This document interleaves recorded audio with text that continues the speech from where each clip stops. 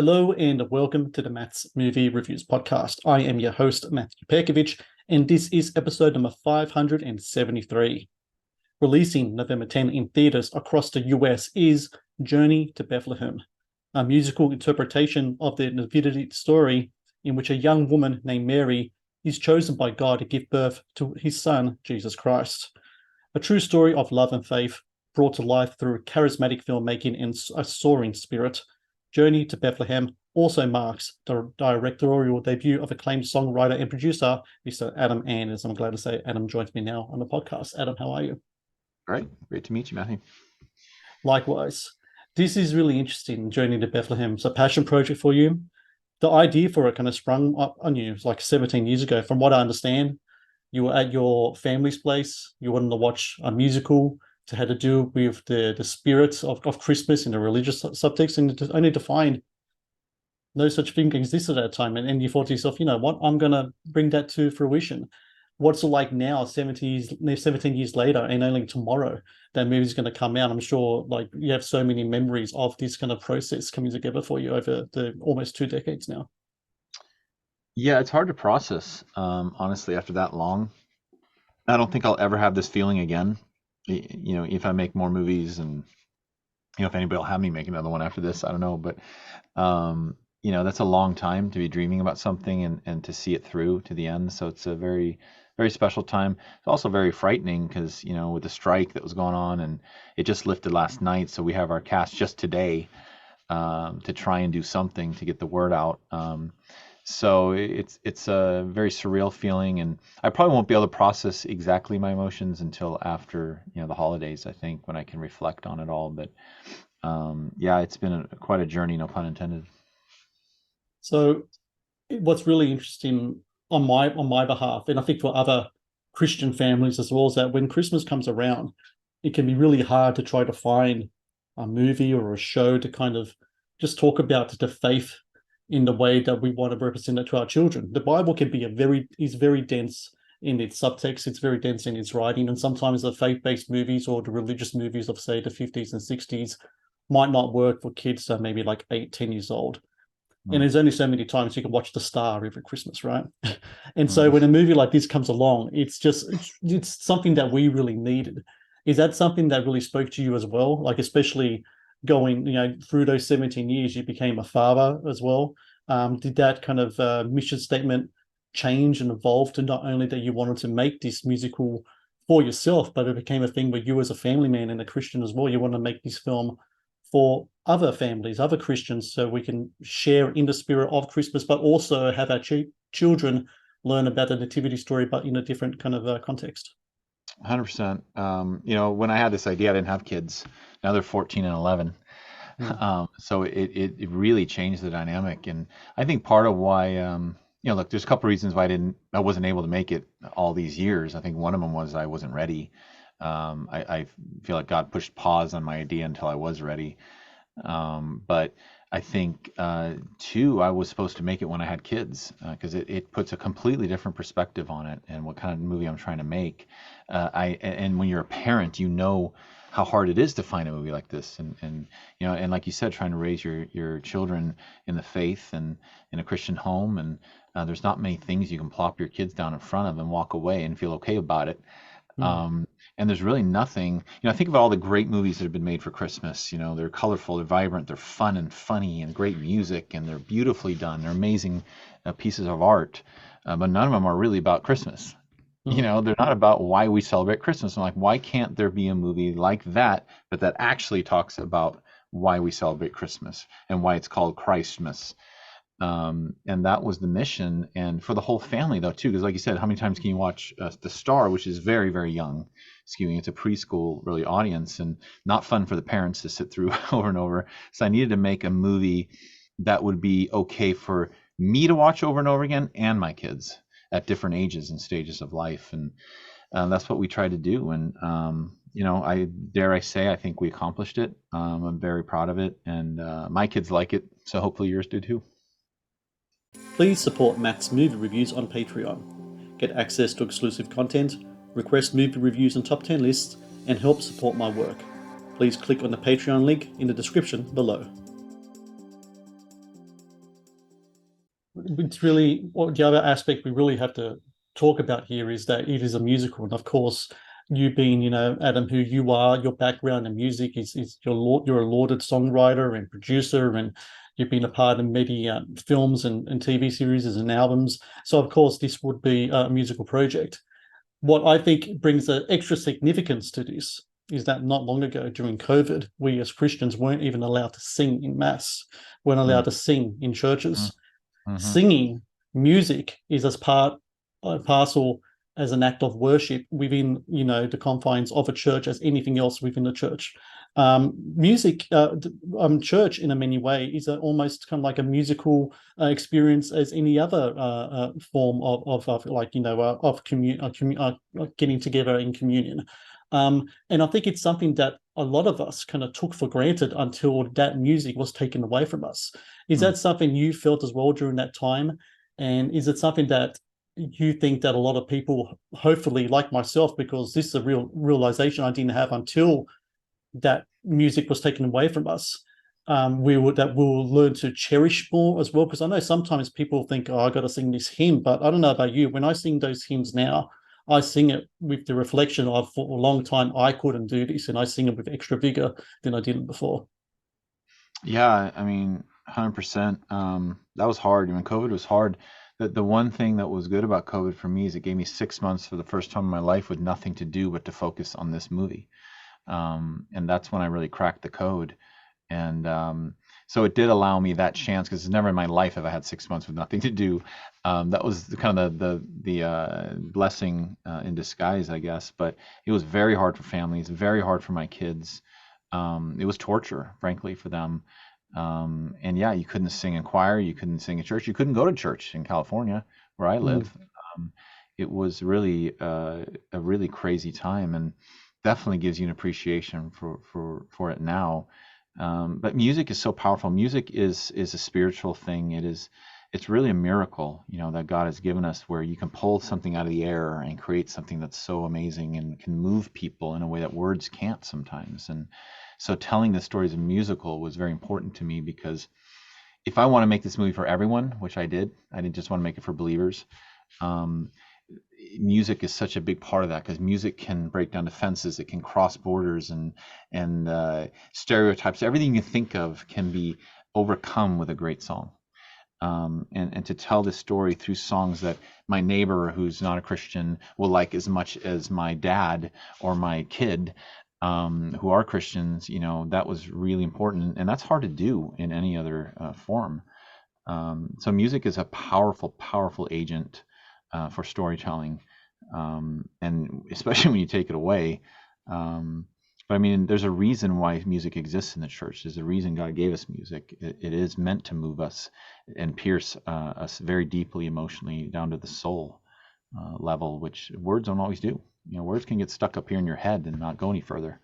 But music, it can overcome all that, and it just gets in your soul and your body in a completely different way. The Matt's Movie Reviews podcast is brought to you by Fandango.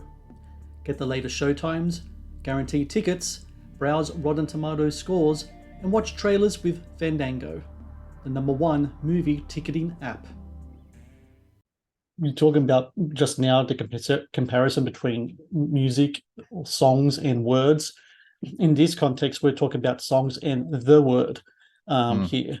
When it comes to that, putting music to a sacred text that's, Journey to Bethlehem is based on, how do you approach your songwriting in this instance? Is it any different to how you approach your songwriting to any of the other projects that you've done? Does it come from the same place, or because the text that you're dealing with has a certain meaning to so many people, does the songwriting kind of differ in a certain way? I'm really curious about that.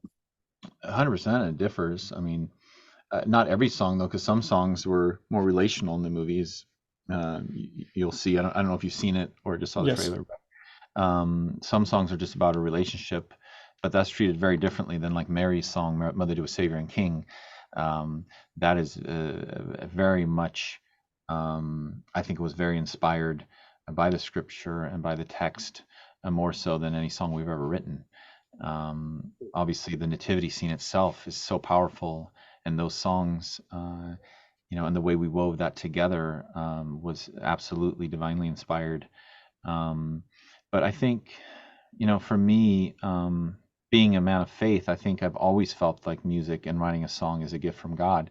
So on some level, it wasn't any different. And we've always written songs. I've never written a song that I'm ashamed of, that I can't believe I wrote that lyric or whatever. So my faith has definitely shaped my art my entire life and my entire career. But it was never more on display than making this movie. The Matt's Movie Reviews podcast is brought to you by TeePublic. TeePublic is the world's largest marketplace for independent creators to sell their work on the highest quality merchandise. With over 1.2 million designs, TeePublic is sure to have something you love.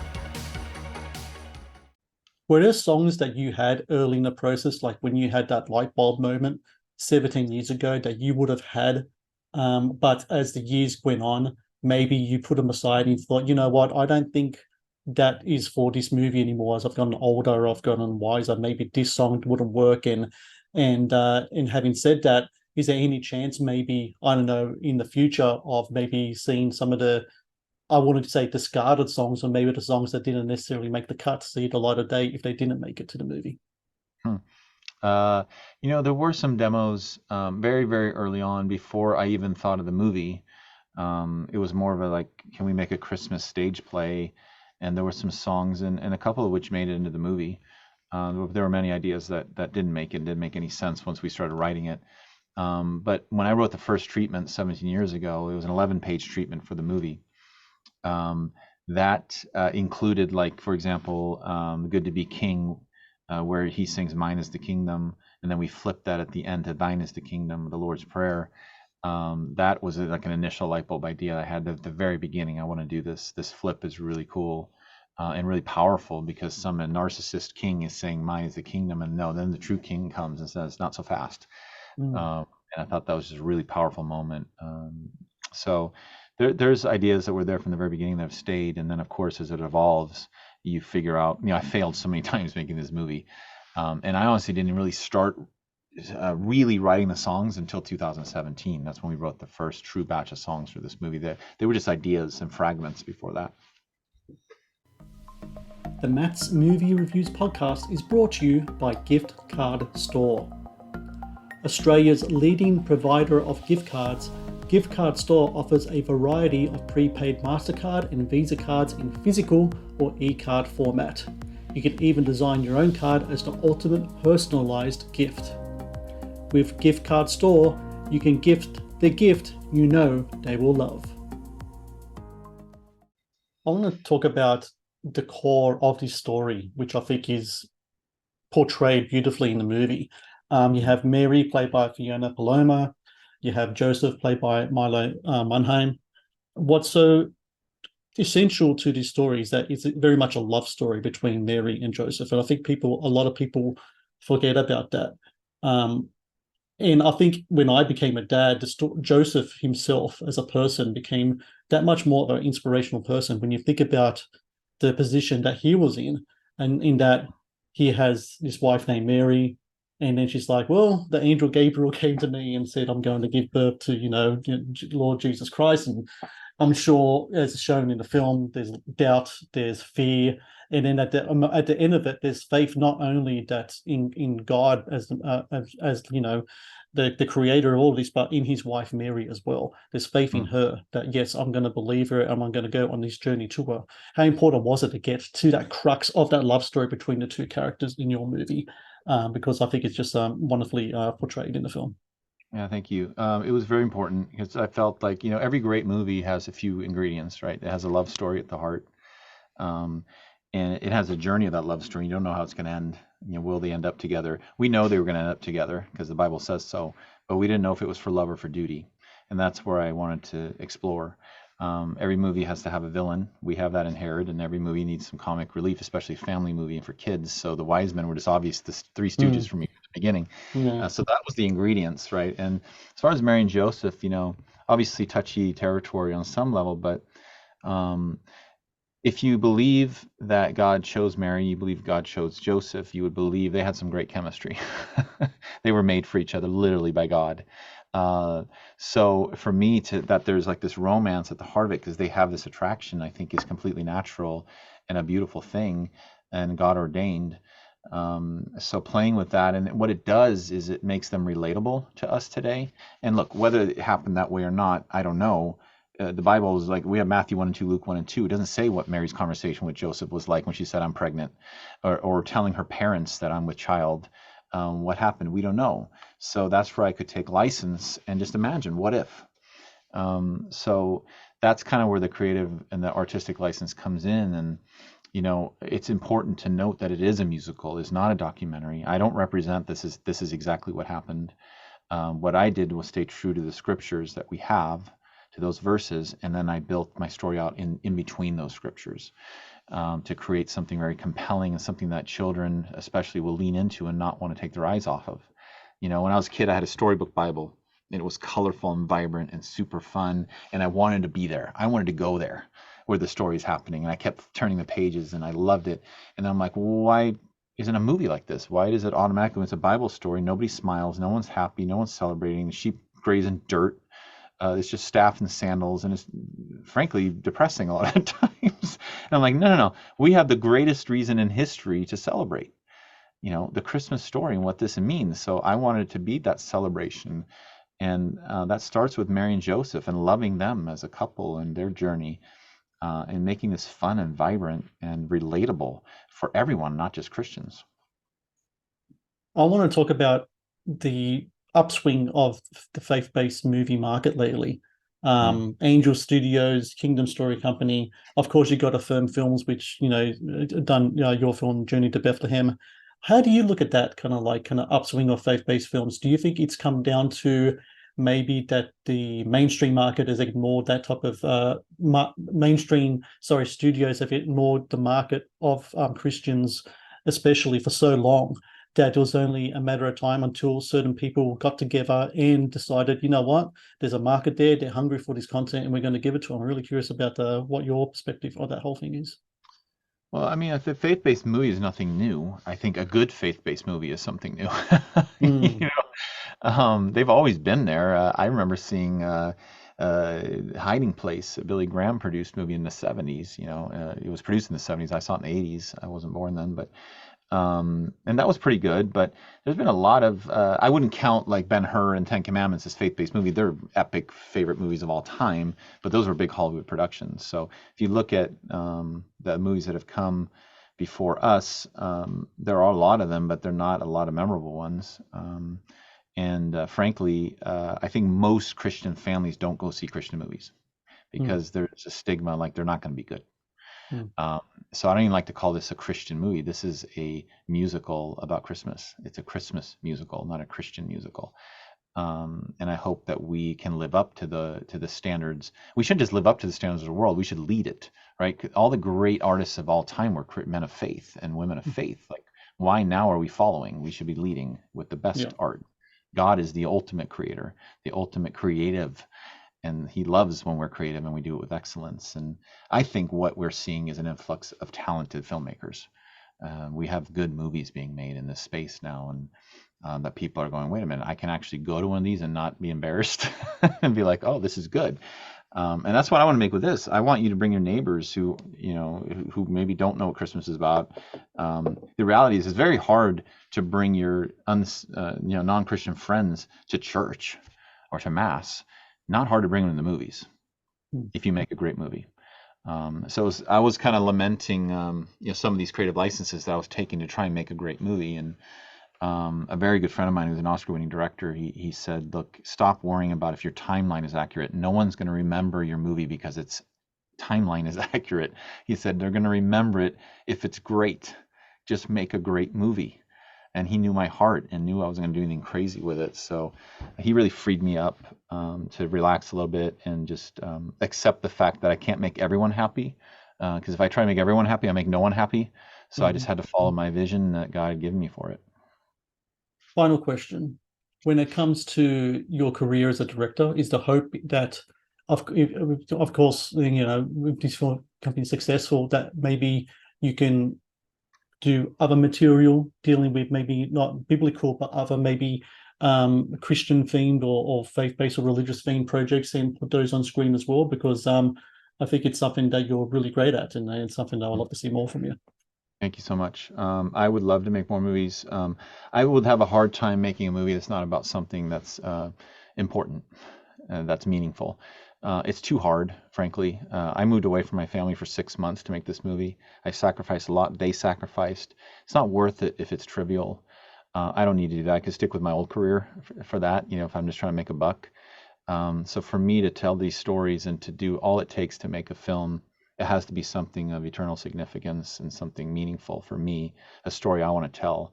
That doesn't mean it's just a Bible movie, 100%. Like, there are some amazing stories that have incredible meaning to them that I'd like to mine and make movies out of. But I might make another Bible movie. I don't know. There's some great stories in there that could make it great musicals out of, frankly. So I think it'll be a mixture. You'll see a mix of movies from me, but they will all be for the family. That's my mission, is to make great family movies that you don't have to worry about what you're about to put in front of your children. So that's really what I want to do. So for everyone listening, November 10 in theaters across the US, Journey to Bethlehem. Take your family, take your friends, take your neighbors, take the stranger that you never met before. Take him to the movie and get him to watch his film, because I absolutely loved Journey to Bethlehem. For me, as a film critic, journalist, father, Christian, it hit all of the right spots for me, and I can't profess my thanks to you enough, Adam, in regards to that, because I think it's really important that movies like that are out there, and like we've talked about so much in this conversation, that we can share the faith with our children, and with those in our lives who might not want to go to mass, or find the other stories of the Bible to be maybe too dense or too depressing at times. The whole point of sharing the word is that we're sharing light, and we're sharing life, and we're sharing this beautiful spirit. And I think you encapsulate all of that in your movie. And the music is great too, man. I gotta say, because sometimes you hear Christian musical and you don't know what to expect. And I gotta say, and then I have to remind myself, this is Adam Anders we're talking about here, so of course the music is going to be great. And the job that you and your wife Nikki did with the songwriting here is fantastic. And I just want to say congratulations to you and wish you the best of luck. And everyone out there, go watch this at the movies. Yes. There's a reason it's in the movies. There's a reason everyone went on strike. They want to make sure they can bring you the content so you can watch it. Don't wait for the small screen. Watch it in a big screen. Watch it with people. This is about community. This is about getting together. And this is a perfect time to watch as we lead up to Christmas. So Adam Anders, thank you so very much for your time. Congrats with the film and best success to you. Thank you. Appreciate it. Great meeting you. Thank you for watching the Matt's Movie Reviews channel. Please subscribe for more reviews, podcast interviews, and exclusive content.